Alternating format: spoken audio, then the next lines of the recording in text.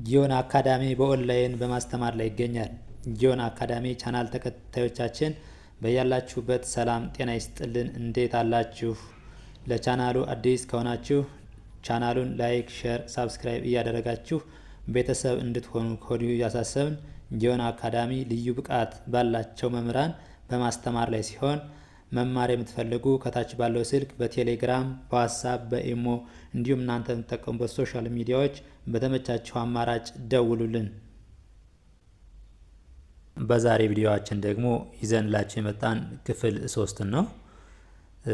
ክፍል 2 እና 1ን ያላያችሁ ወደ ኋላ ተመልሳችሁ ብታዩት ተመራጭ ይሆናል። ለዛሬው ይዘንላችሁ የመጣን ክፍል 3 የአማርኛ ፊደላትን ነው። ወደ ትምህርታችን ወይም ደግሞ ወደ ቪዲዮአችን ስንገባ እቺ ከነች። ከ ምን አይነት ቅርጽ አላት የሚለውን እኔ ኩ ኪ ካ ኬ ክ ኮ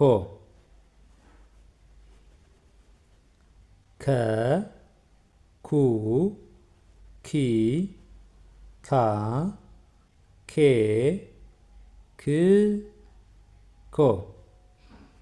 ልክ ቅጽላቸውንም ስናይ ሌላውን ፊደል ሁሉ እንዳየነው ሁለተኛ ፊደሎች ከጎን ይኸው ኩ ኪ ይኸው ከታች ካ አንድ እግሯ አጠር ያለች ምን ብለናል? በግራ በኩል አራተኛ ፊደሎች አንድ እግራቸው ያጥራሉ ነበር። ካ ይኸው በግራ በኩል አንድ እግሯ ምን ያለች ናት? ያጠረች ናት ማለት ነው። ኬ አምስተኛ ፊደሎች ባለ ቀለበት ናቸው ብለናል። ይኸው ባለ ቀለበት ማለት ነው። እስካሁን ድረስ ከቀለበት ውጭ ያለው ፊደል አላየንም ማለት ነው። ኬ ክ ክም ያው በግራ በኩል ሸፈፍ ይላሉ ብለናል። ያው ክ ያው በውስጥ በኩል ሸፈፍ ያለ ወይም ደግሞ ጥምም ያለ ነገር አላት ማለት ነው። ክ ኮ ኮ ወይም ደግሞ ሰባተኛ ፊደሎች ደግሞ ኮ ብለን ስንጠራቸው በቀኝ በኩል እግራቸው ያጥራል ወይም ደግሞ ከላይ ቀለበት ይኖራቸዋል እንዳል ይኸው ኮ ብለን ስንጠራ በቀኝ በኩል ምን ይሆናል? እግሯ አጥረዋል ማለት ነው። እቺ ደግሞ ወ ነች። ወ ው ዊ ዋ ዌ ው ወ ወ ው ዊ ዋ ዌ ው ወ። ልክ እንደዚህ ደጋግመን ካነበብን በኋላ ቅርጻቸውን ለመጻፍ እንዳንቸገር ቅርጻቸውን ስናይ ይኸው ው ወ ው ዊ ዋ ይኸው ከጎን ከታች ቅጽላቸው ያለበት ቦታ ማለት ነው። ዋ ይኸው ዋ ደግሞ እቺን ትመስላለች። ዊ እቺ አምስተኛ ፊደል ናት። ይኸው ቀለበት አላት ማለት ነው። ው ደግሞ ይቺ በውጭ በኩል ነው። ሌሎች የተለየች ናት። ይቺ ው የውና የድ በቀኝ በኩል ነው ቅጽላቸው። ው ወ ወ ው ዊ ዋ ዌ ው ወ። እቺ ደግሞ ዘ ነች። ዘ ቅርጿም ይችን ትመስላለች። ለመጻፍም ቀላል ነች።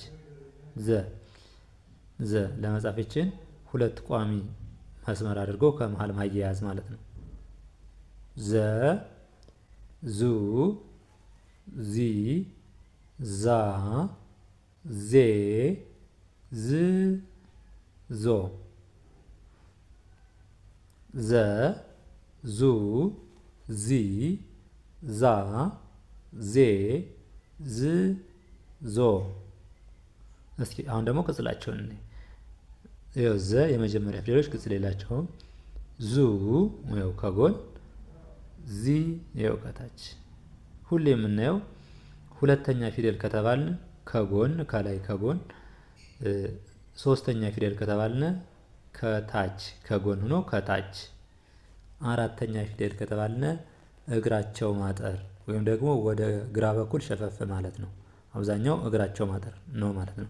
አራተኛ ፊደል ከተባልን ወይ እግራቸው አጭር ነው ወይ ወደ ግራ በኩል ሸፋፋ ናቸው ማለት ነው። አራተኛ ፊደሎች ከተባል ዜ አምስተኛ ፊደል ደግሞ ዜ ቀለበት።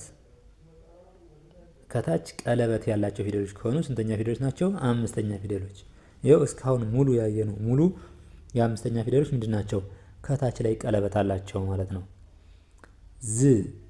ዝ ደግሞ ስድስተኛ ፊደሎች ወደ ውስጥ በኩል ቅጽል ወይም ደግሞ ሸፈፍ ያለ ይኖራቸዋል ያል። ይኸው እችም ዝ ወደ ውስጥ በኩል ሸፈፍ ያለ ቅርጽ አላት ማለት ነው።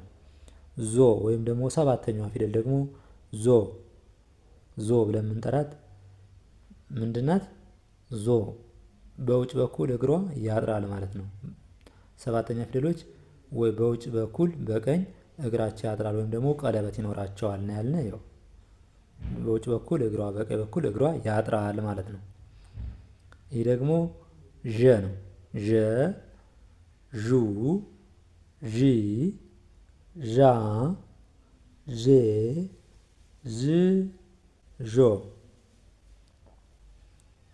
ዠ ዡ ዢ ዣ ዤ ዥ ዦ። ያው ዠ ደግሞ ቅርጿ ምችን ትመስላለች። ዠ ብለን ነው የምንጠራት። ዠ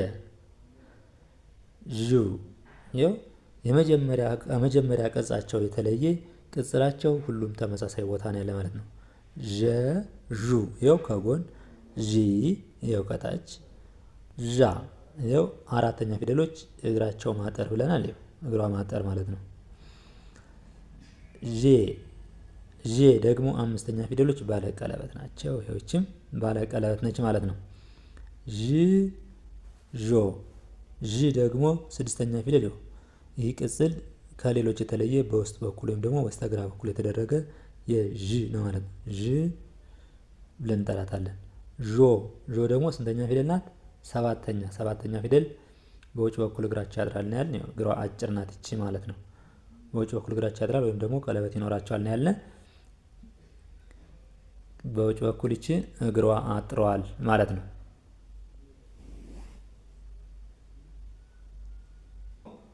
ደ ነች። ደ ዱ ዲ ዳ ዴ ድ ዶ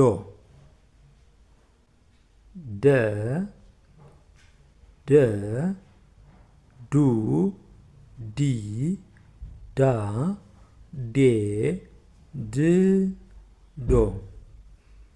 ልክ ቅርጻቸውን ስናይ ደ የመጀመሪያ ፊደል ናት። ምንም ቅጽል የላትም።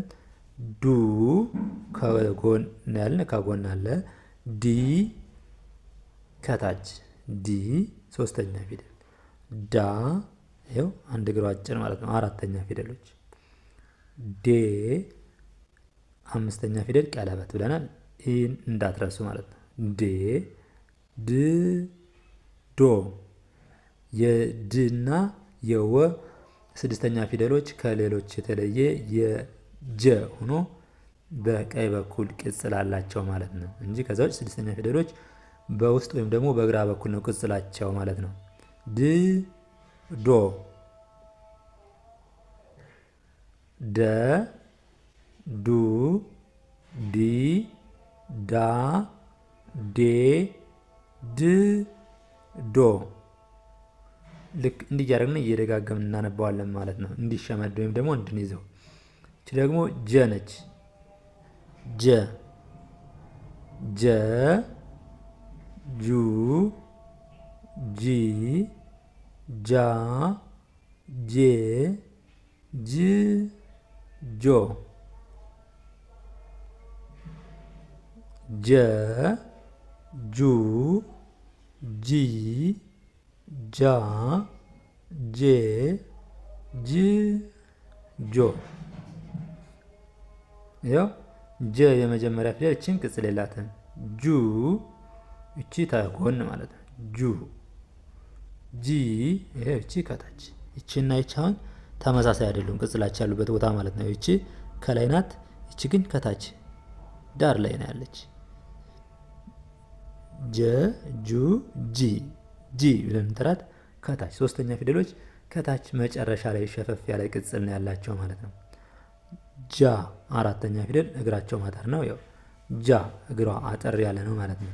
ቅርጿም ይችን ትመስላለች።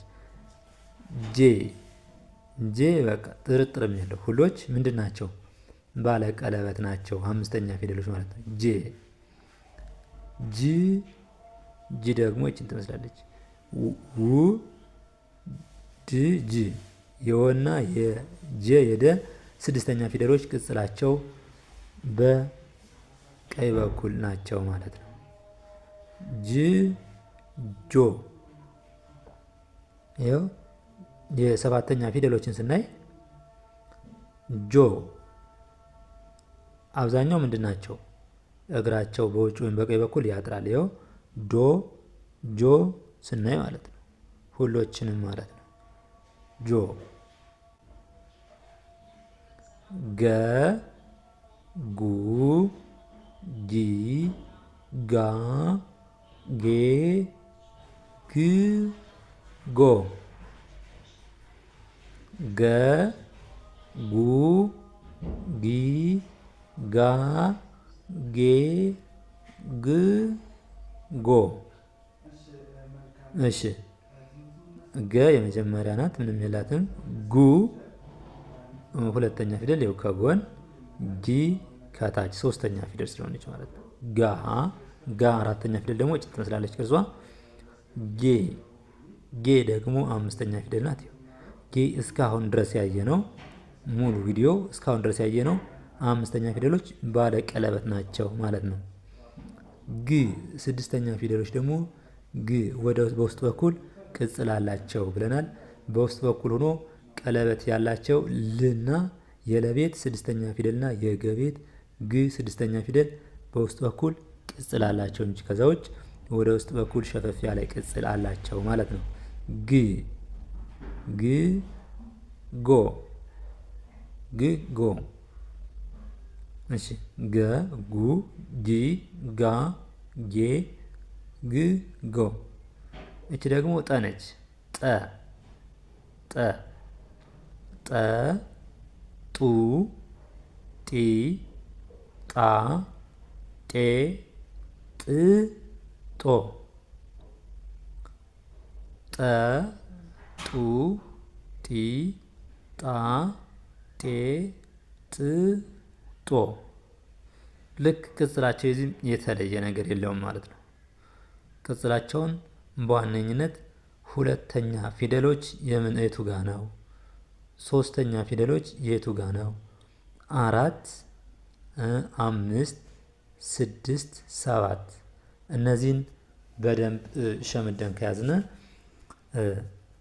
ሁለተኛው ከጎን፣ ሶስተኛው ከታች ሸፈፍ ያለች፣ አራተኛ እግራቸው ማጠር፣ አምስተኛ ቀለበት፣ 6 ወደ ውስጥ ሸፈፍ ያለች ወይም ደግሞ ወደ ግራ በኩል ቅጽል ያላቸው፣ ሰባተኛ በውጭ በኩል ከላይ ቀለበት ወይም ደግሞ በውጭ በኩል በቀኝ በኩል እግራቸው ማጠር ብለን ከያዝን ሁሎችም ተመሳሳይ ስለሚሆኑ በዋነኝነት ይህን መያዝ አስፈላጊ ነው ማለት ነው።